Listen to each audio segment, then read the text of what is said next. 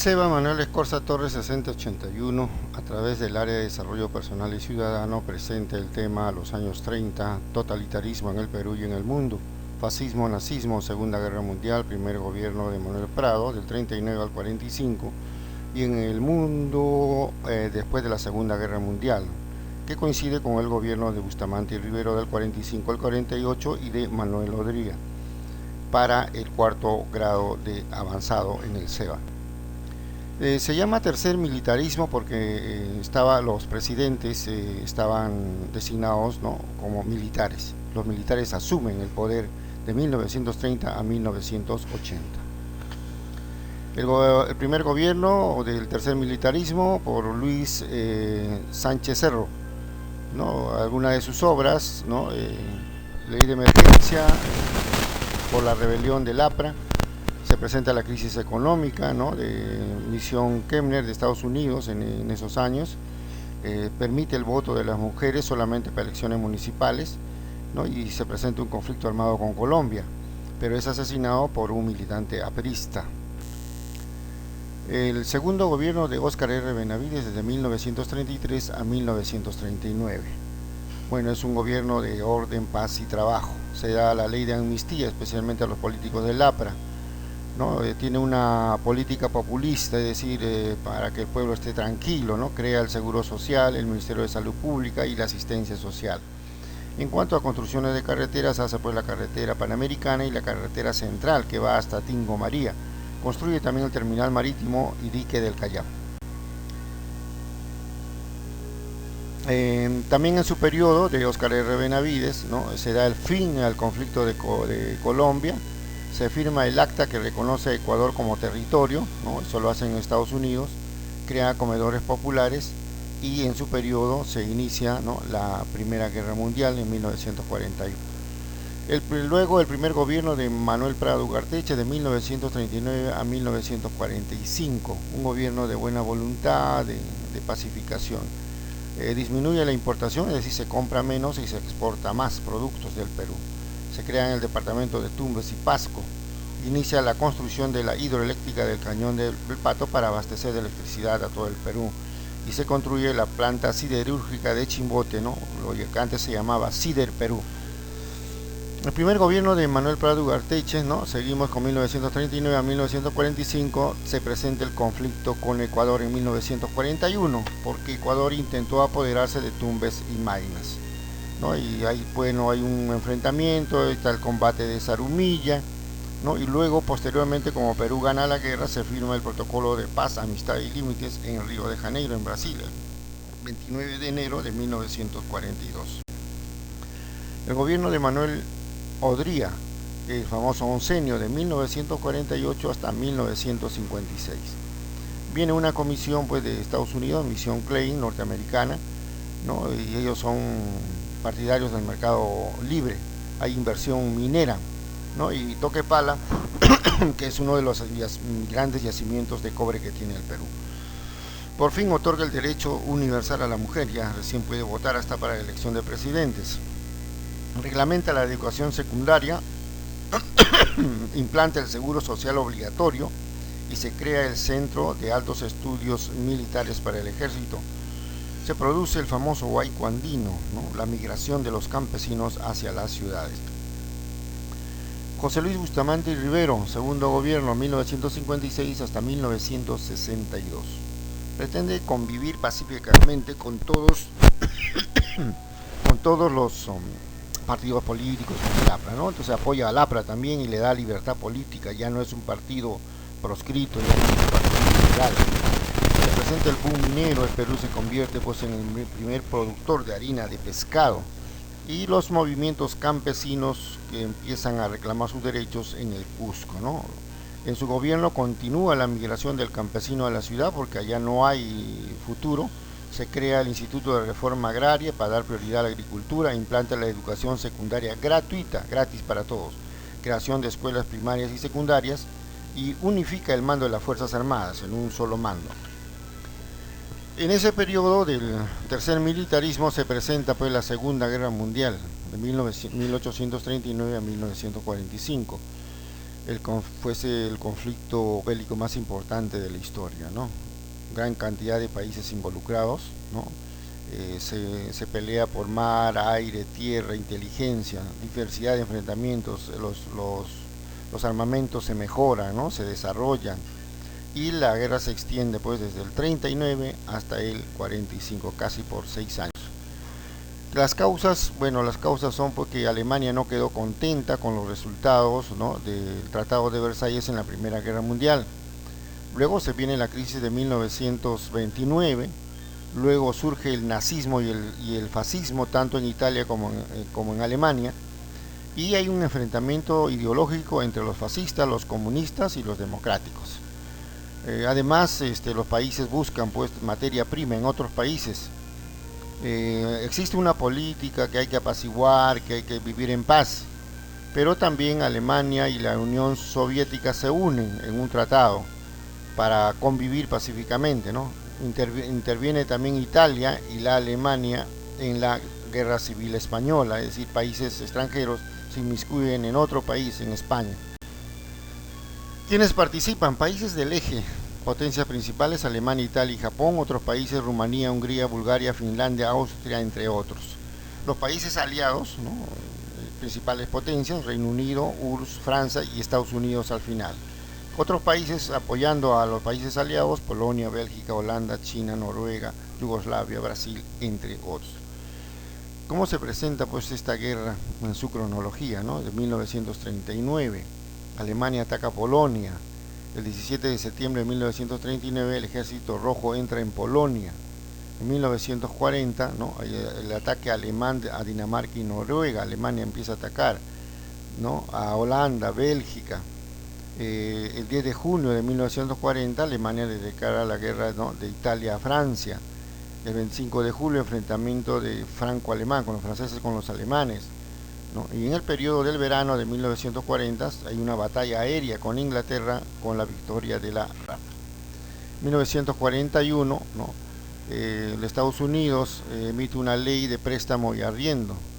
El 6 de abril el ataque alemán a Yugoslavia. Los alemanes, ¿no?, atacan no solamente a Yugoslavia, atacan a Grecia, ¿no? En junio está la operación Barbarroja. El 7 de diciembre ataque japonés a la flota norteamericana anclada en Pearl Harbor, en Estados Unidos, y es por ese motivo que Estados Unidos entra a la guerra.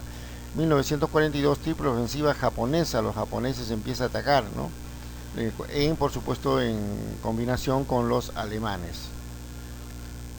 Ahí vemos una foto de esos años, cómo es que queda el puerto de Pearl Harbor de Estados Unidos cuando es atacado por los japoneses. 1943 se da una conferencia en Casablanca, capitulación sin condiciones de Alemania. En abril y mayo habitantes del gueto judío de Varsovia se alzan contra los nazis, porque los nazis o los alemanes pues atacaron mucho a los judíos, ¿no? En julio hay operación Gomorra sobre Hamburgo. Alemanes pierden batalla en Kursk. Desembarco de los aliados en Sicilia. En diciembre, Roosevelt, presidente Churchill y Stalin se reúnen para decidir estrategias de guerra. En este caso, ¿no?, los franceses, los Estados Unidos y los rusos. En 1944, el 6 de junio, desembarco de las fuerzas aliadas en Normandía. Le llaman el cementerio de los paracaidistas porque de cada 2 paracaidistas, 1 moría. 20 de julio, fracaso del atentado contra Hitler. También quisieron eliminarlo, pero fracasaron, ¿no? 25 de agosto, liberación de París. En 1945, en febrero, los 3 grandes se oponen de acuerdo sobre la Organización de las Naciones Unidas.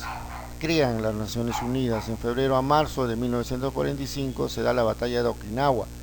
El 12 de abril muere Roosevelt, ¿no? Comienza la batalla de Berlín. El 26 de abril arresto al mariscal Pétain en Alemania. 30 de abril suicidio de Hitler, supuestamente se suicidó. El 6 y 9 de agosto bombardeo atómico a Hiroshima y Nagasaki porque Japón pretendía continuar con la guerra. ¿Qué consecuencias?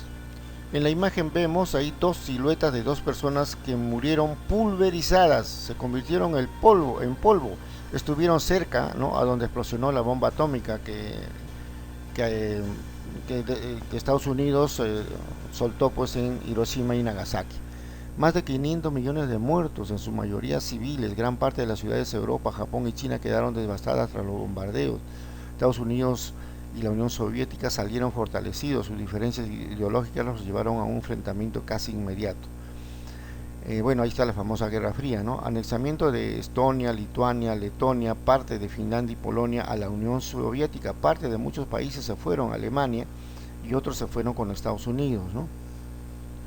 Entonces Alemania queda dividida en dos partes, una zona para los Estados Unidos y otra zona para los soviéticos. La zona occidental, ocupada por Estados Unidos, Francia y Reino Unido, formaron un gobierno democrático, y la zona oriental de Alemania estaba ocupada por los soviéticos, formaron un gobierno comunista.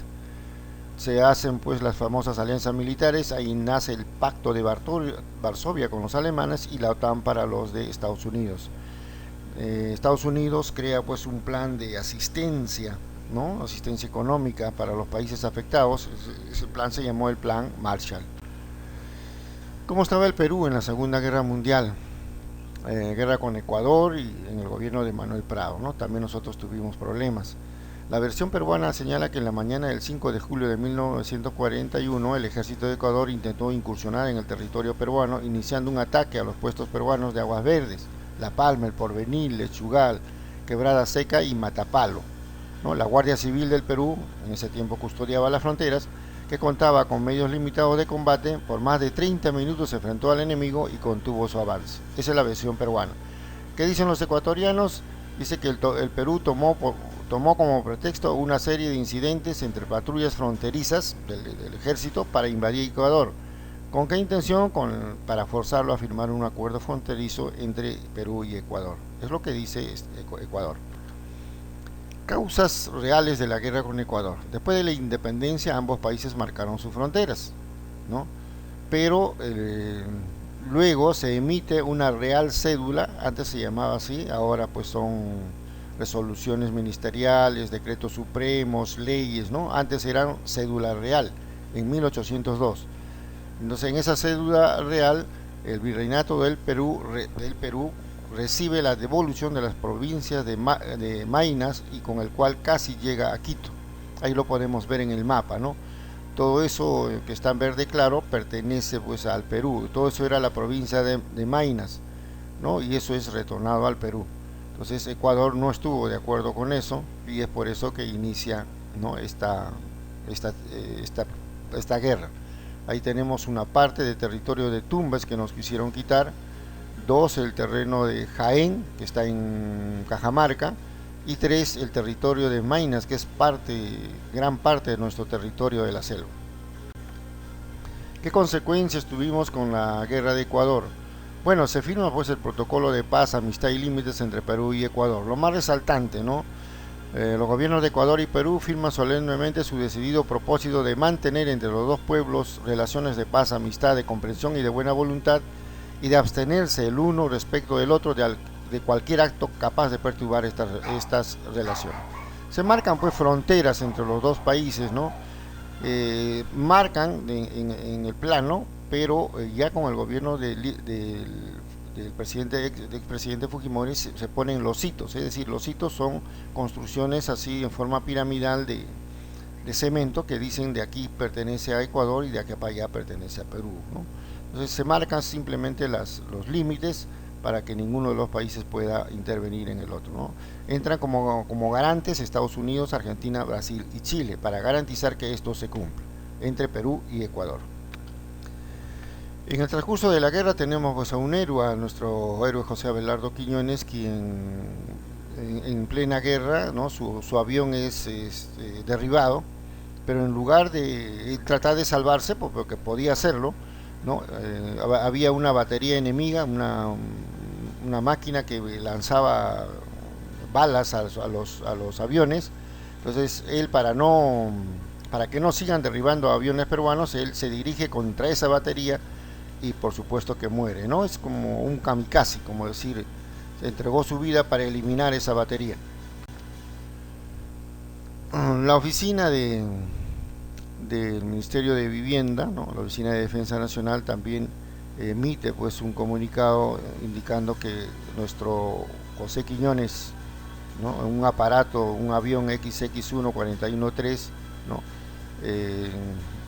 Entregó su vida, ¿no?, a nombre de la Fuerza Aérea del Perú. Los restos están pues en nuestra patria, ¿no?, y rindiéndole los honores respectivos. ¿Qué más sucede en el mundo? Ideologías que alimentaron la guerra, el fascismo, ¿no?, características de la ideología fascista, nacionalismo, exaltación del jefe carismático, es decir, todo es la nación, el jefe es lo máximo, racismo, es decir, hay diferencia de clase, de razas, ¿no?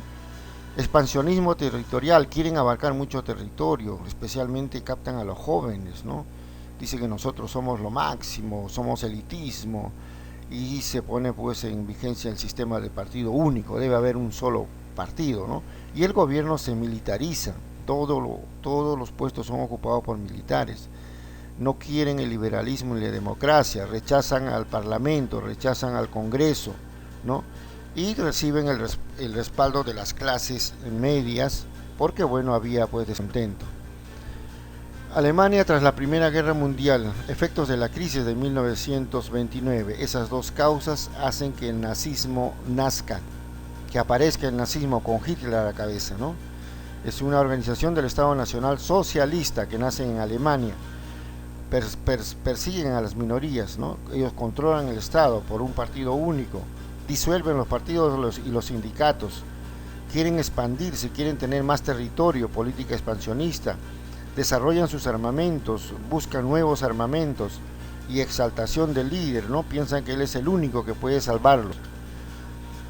¿Qué sucede también en el Perú en esos años de 1919 hasta 1930? Está pues el oncenio de Leguía, ¿no?, como él lo llama, la nueva patria, pero en realidad es una dictadura. Características del oncenio de Leguía, ¿no? Hay un debate ideológico, ¿no? Lucha contra el antiimperialismo. Decían que el imperialista, el imperio era Estados Unidos y había que luchar con ellos, ¿no?